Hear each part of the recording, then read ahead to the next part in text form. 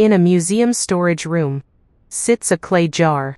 It's small, unassuming, nearly ignored. But when modern scientists recreated it, it produced electricity. Not metaphorically, not symbolically, actual voltage. The object is nearly 2,000 years old. And no one can agree why it exists. This is the Baghdad battery. History tells us electricity is a modern discovery, a product of wires, generators, and industrial science. But sometimes, an artifact forces us to question the timeline. Not because it breaks history, but because it doesn't fit comfortably inside it. In 1938, German archaeologist Wilhelm Knig was examining artifacts near Baghdad. Among them was a clay jar. Inside it, a copper cylinder.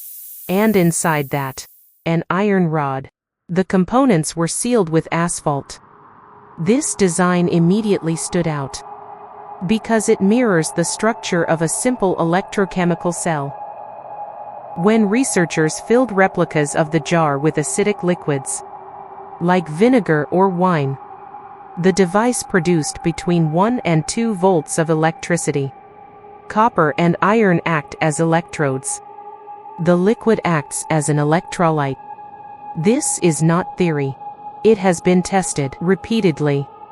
The question is no longer if it works, but why it was made. One theory suggests electroplating, a thin layer of gold deposited onto silver objects. This would explain ancient artifacts with uniform coatings that are difficult to replicate by hand. Another theory proposes medical use. Mild electric currents were known in later civilizations for pain relief. Some suggest ritual or symbolic purposes. But here's the problem. No wires were found. No written records describe electricity. No similar devices appear in large numbers. Which makes this object either unique or misunderstood.